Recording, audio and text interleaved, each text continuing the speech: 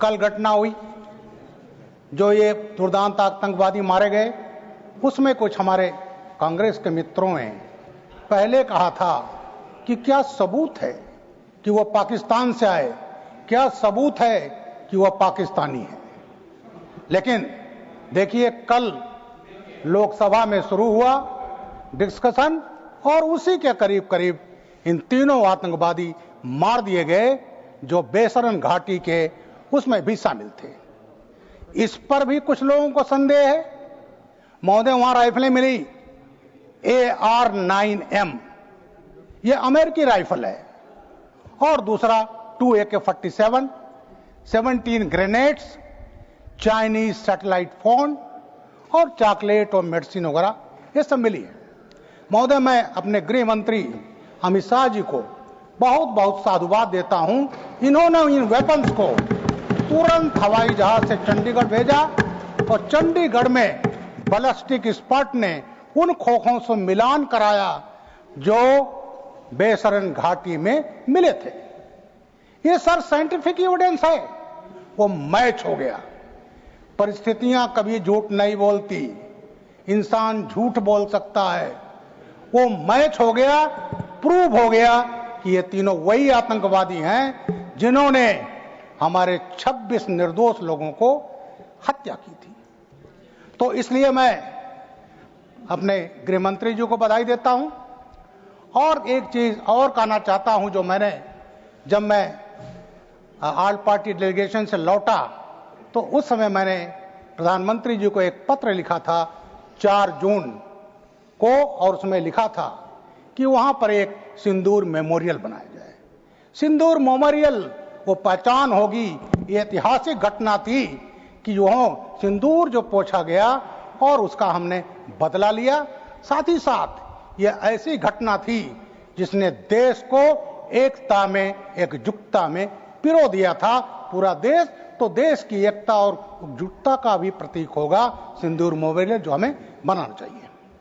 सभापति महोदय, हमारे कांग्रेस पार्टी के लोगों को जब कोई बढ़िया काम होता है, जब कोई भारत अचीवमेंट करता है, तो उनको हमेशा सस्पिशन होता है, आशंका होती है।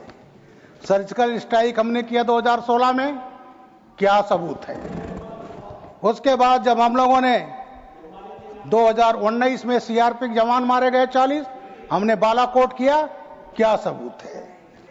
जब कोविड का वैक्सीन बनाया, 160 देशों को एक्सपोर्ट किया, तब कहा गया ये तो सब स्टैंडर्ड है, हम गिनी पिग नहीं बनना चाहते, हम इसको नहीं लगाएंगे।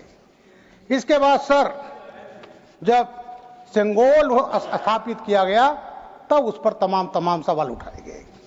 इसके बाद ऑपरेशन सिंदूर जब हुआ, तो ऑपरेशन सिंदूर पर मैं बधाई देता हूं, उस समय सब अपोजिशन पार्टीज एकत्रित रही, लेकिन जैसा मैं कह चुका हूं, इसमें भी उंगली उठाई गई।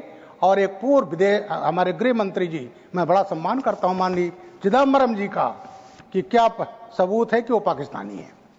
और इसके अलावा ऑपरेशन महादेव, तो महोदय मैं अपने मित्रों से कहता हूं कि जब ऐसी घटना आती है तो फिर देश एक है, राजनीति नहीं होनी चाहिए। अब महोदय मैं आता हूं, ऑपरेशन सिंदूर की जरूरत क्यों पड़ी? ये पाकिस्तान के फितरत में है आतंक फैलाना, हमारे प्रगति को रोकना। हम तो चौथी अर्थव्यवस्था है, तीसरी अर्थव्यवस्था होने जा रहे हैं। महोदय, मैं पाकिस्तान की एक बात बताता हूं। In 1965 the then prime minister Zulfikar Ali Bhutto, he declared United Nations Security Council for a 1000-year war with India. Sir, then Ziaul Haq, who became army chief and then president, and he adopted the doctrine. That doctrine was bleed India, give 1000 cuts, and they tried it in Punjab. They tried now trying in Kashmir. So this is their declared policy. They will do it, but this Operation Sindoor war necessary, क्योंकि अब हम कड़ी निंदा करते हैं वो शब्द हमने अपने डिक्शनरी से निकाल दिया है। अगर आप करेंगे तो उसका हम बदला लेंगे। और वो हमने पहले तो होता था 26/11 हुआ, अभी निकाम जी ने बहुत डिटेल में बोला, मैं बोलना चाहता था उस पर। 3 दिन चला, उसी समय अगर ये हुआ होता स्ट्राइक तो आज हमें ऑपरेशन सिंदूर की जरूरत नहीं होती। तो महोदय ये जो है, अब पाकिस्तानियों की और बात बताता हूं सर। इन्होंने कहां कहां टारगेट किया? इन्होंने टारगेट किया हमारा नेशनल कैपिटल। सर हमारे नेशनल कैपिटल में 29 अक्टूबर 2005 धनतेरस का दिन था। पहाड़गंज सरोजनी नगर में लोग खड़े कर रहे थे और उसके बाद वहां पर अटैक हुआ, ब्लास्ट हुआ, 62 मारे गए। दिल्ली ब्लास्ट, ये Ghaffar Market, Central Park, Greater Kailash, prince Khan partner, India Gate, Regal Cinema, Parliament Street, ये जो बटला हाउस मुठभेड़ हुआ था उसके 1 हफ्ता पहले 13 सितंबर को हुआ था महोदय, और इसमें काफी लोग मारे गए थे। उसके बाद इन्होंने बटला हाउस एनकाउंटर हुआ, बटला हाउस में इंस्पेक्टर शर्मा मारे गए, और उसमें जो मारा गया था टेररिस्ट आतिफ अमीन, जो नॉर्थ इंडिया कमांडर था, आजमगढ़ मॉड्यूल था। आजमगढ़ मॉड्यूल से 23 लोग गए थे दुबई, उसके बाद पाकिस्तान, और लश्कर तोयबा हेडक्वार्टर पर मुजफ्फराबाद में ट्रेनिंग हुई थी जहां हमने सर्जिकल स्ट्राइक किया। तो ये महोदय आजमगढ़ मॉड्यूल ने खाली यहां नहीं, इन्होंने हमारे कैपिटल, नेशनल कैपिटल में ये किया। और उसके बाद जो मारा गया उसका था साजिद, और एक आतंकवादी और था, वो भागा हुआ आज तक के दफ्तर में पहुंच गया। किसी ने कहा कि तुम मार दिए जाओगे, तो वहां जाकर के उसने बताया। और सर इंडियन मुजाहिदीन को काफी उसको समाप्त करने में मेरा भी रोल रहा। उस समय मैं एडीजी लॉ एंड ऑर्डर और एटीएस का फाउंडर चीफ था, और आजमगढ़ मॉड्यूल को हमने समाप्त किया। और उसका जो बशर था, मौलाना बशर, उसको मैंने दिया था उस समय गुजरात को, और उसको अभी अहमदाबाद ब्लास्ट में उसको फांसी की सजा हो गई है। सभापति महोदय, इसके बाद इन्होंने दिल्ली हाई कोर्ट ब्लास्ट किया। हाई कोर्ट सेफ नहीं नेशनल कैपिटल में। और महोदय इन्होंने एक चीज और किया जिसको मैं बताना चाहता हूं, दिल्ली जामा मस्जिद ब्लास्ट 19/9/2010 बटला हाउस की दूसरी बरसी पर। लेकिन इसके कई निशाने एक साथ थे।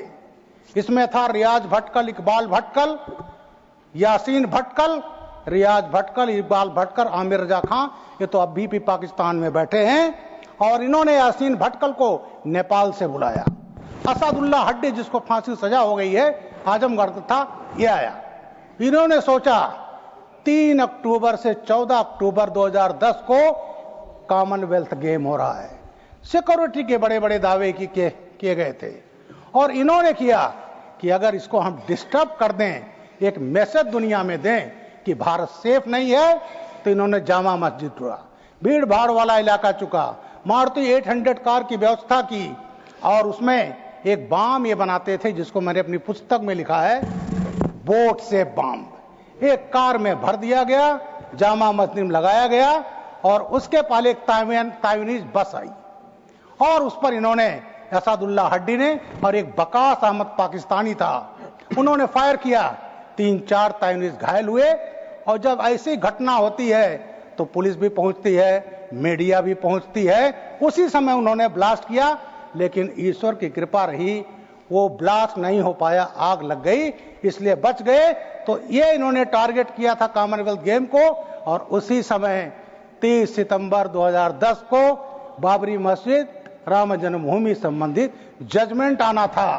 पूरा प्रदेश सेंसिटिव था, देश सेंसिटिव था। तो महोदय इन्होंने इस तरह से हमारी नेशनल कैपिटल को किया। उसके बाद मैं जानता हूं हमारा फाइनेंशियल कैपिटल, ये इन्होंने अब तक हमारे निकाम साहब ने काफी बोल चुके हैं, लेकिन इन्होंने जो हमारा फाइनेंशियल कैपिटल बॉम्बे था उसको इन्होंने टारगेट किया और कई ब्लास्ट करते रहे, जिसमें 26/11 है, जावेरी मार्केट है, इंडिया गेट है, घाट कोपर है, तमाम ब्लास्ट इन्होंने किया हमारे इसमें। उसके बाद सर इन्होंने टारगेट किया, इन्होंने मुंबई सीरियल ब्लास्ट ये बता चुके हैं, और उसके बाद 26 11 और उसके बाद रिलीजियस प्लेसेज इन्होंने टारगेट किया। वाराणसी में महोदय 4 बम ब्लास्ट किए इन्होंने। दशाश्वमेध घाट 2005 में, संकट मोचन उस दिन मंगलवार का दिन था और तमाम लोग गए थे, उसमें मारे गए 40।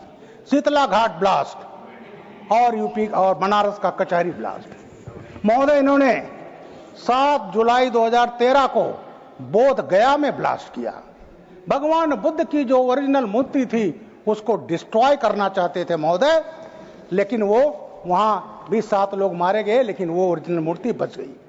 इन्होंने अक्षरधाम गुजरात में किया 24/9/2002 को। 35 मारे श्रद्धालुओं को बंधक बना लिया गया। उसके बाद वो ऑपरेशन था हमारे ब्लैक कैट कमांडोज का, एनएसजीज का, जिन्होंने जाकर के उनको सीज हटाया, लेकिन तब तक 42 मारे गए। महोदय इन्होंने बुद्धा पार्क हैदराबाद, गोकुल चाट वहां किया। वहां इन्होंने 25 अगस्त 2009 को किया और वहां भी मारे गए। और इसके अलावा जितने हमारे कई रिलीजियस प्लेसेज इन्होंने टू फोमेंट कम्युनल ट्रबल, महोदय इन्होंने टूरिस्ट प्लेसेज पर किया। टूरिस्ट बनारस में बता चुका हूं 4 ब्लास्ट, रिलीजियस के साथ वो टूरिस्ट प्लेस है। इसके अलावा जयपुर किया, हैदराबाद किया, बंगलौर किया, बोध गया, अहमदाबाद, मुंबई और कश्मीर को तो इन्होंने चांदमारी बना लिया। कश्मीर में इन्होंने इतनी घटनाएं की कि जिससे उसका जो हमारा टूरिज्म का बिजनेस है वो ठप हो जाए।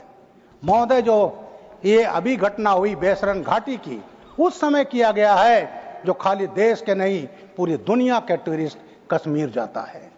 और उस समय जब घटना हुई तो उसके बारे में डिटेल तो आप जान चुके हैं, लेकिन उससे जो टूरिज्म था ये आई स्टैंड स्टिल हो गया, खत्म हो गया। मैं अपनी स्टैंडिंग कमेटी पीपीजी को लेकर गया था 27 मई से 3 जून तक, और मैंने वहां के लोगों से पूछा, लेकिन जो ये कार्रवाई हुई, ऑपरेशन सिंदूर हुआ, तो वहां के जो मजदूर थे, डेली कमाने वाले थे, घोड़े वाले थे, हमने गुलमर्ग में, सोनमर्ग में, पहलगाम में बातचीत किया। दे वर वेरी वेरी हैप्पी कि अब उनका बिजनेस लौट आया है। तो महोदय इन्होंने हमारी इकोनॉमी को खत्म करने के लिए, दुनिया में एक आने के लिए कि भारत सुरक्षित देश नहीं है, इन्होंने इस तरह घटनाएं हमारी की, हमारे इकोनॉमी को। इसके अलावा महोदय हमारे सुरक्षा बल इनके टारगेट थे। आपके पास 52 सेकंड्स है, कंक्लूड करिए। नहीं सर 15 प्लीज सर बढ़ा दें तो 10 में। प्लीज कंक्लूड करिए। सेना और सुरक्षा बलों पर हमला, Uri, Pathankot, Pahalgam, CRPF group centre, तो ये सब घटनाएं। इसके अलावा इन्होंने मोदी जी को मारने का प्रयास किया था महोदय। जब